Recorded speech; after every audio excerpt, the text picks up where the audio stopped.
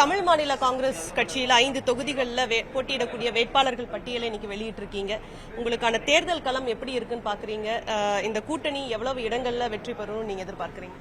தமிழ் மாநில காங்கிரஸ் கட்சியினுடைய வேட்பாளர்களுக்கு மட்டுமல்ல, அதிமுக தலைமையிலான என்டிஏ கூட்டணிக்கு வெற்றி களமாகவே நான் உறுதியாக பார்க்கிறேன்.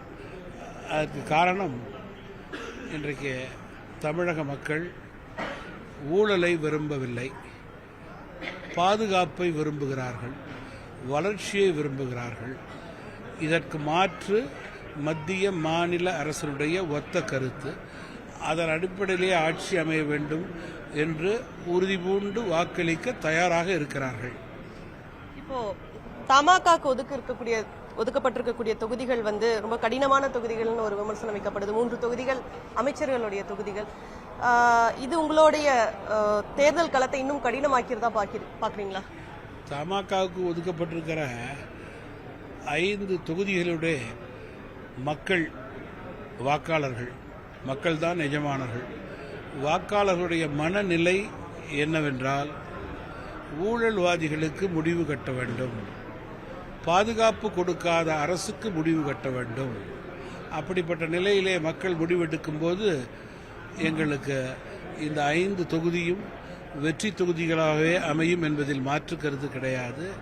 எங்களுடைய வேட்பாளர்கள் நேர்மையான வேட்பாளர்கள், களத்திலே மக்கள் பணியாற்றி கொண்டிருக்கிற வேட்பாளர்கள் என்பதிலே மாற்று கருத்தே இருக்க முடியாது. அதனை களத்திலே உறுதியாக பிரதிபலிப்பார்கள். கூட்டணியினுடைய பலம் எங்களுடைய வெற்றி. அதே போல தமிழ் மாநில காங்கிரஸ் கட்சி தாமரை சின்னத்தில் போட்டியிடுறதோ ஒரு விமர்சனத்துக்குள்ளாகி இருக்கு. கட்சியிலேயே சிலரும் இதற்கு அதிருப்தி தெரிவிச்சிருக்காங்க. இந்த முடிவெடுக்க என்ன காரணம்? ஒரு சின்ன உதாரணம், புரிதல் இல்லாதவர்களுக்கு புரிதல் ஏற்பட வேண்டும் என்று கொடுக்க வேண்டும் என்றால், சென்ற பாராளுமன்ற தேர்தலிலே நான் பாஜக தலைமையில் தான் இருந்தேன். பிரதமர் அவர்கள் மீண்டும் பிரதமராக வர வேண்டும் என்று அது முடிவெடுத்து அதிமுகவிலிருந்து வெளியிலே வந்தோம். அன்றைக்கு நான் பாஜகவினுடைய தாமரையிலே போட்டியிடவில்லையே. தமிழ் மாநில காங்கிரஸ் கட்சிக்கு 3 தொகுதி கிடைத்தது. அந்த 3 தொகுதியிலும் சைக்கிள் சின்னத்திலே தான் போட்டியிட்டேன்.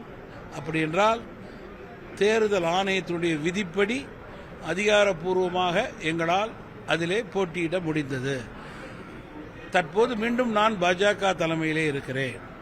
தொடர்ந்து சைக்கிள் சின்னத்தில் போட்டியிட வேண்டும் என்பது எங்களுடைய கட்சியினுடைய நோக்கமாக இருந்தாலும் கூட, தேர்தல் ஆணையத்துடைய விதிகளின்படி சைக்கிள் சின்னம் கிடைக்கவில்லை என்றால் உடனடியாக எங்களுடைய அடுத்த சின்னம் நாங்கள் சார்ந்து இருக்கின்ற கட்சியினுடைய சின்னம், அது தாமரை தான். இதில் மாற்று கருத்தே இருக்க முடியாது. புரிதல் இல்லாதவர்களுக்கு புரியும்படி நான் கூறியிருக்கிறேன்.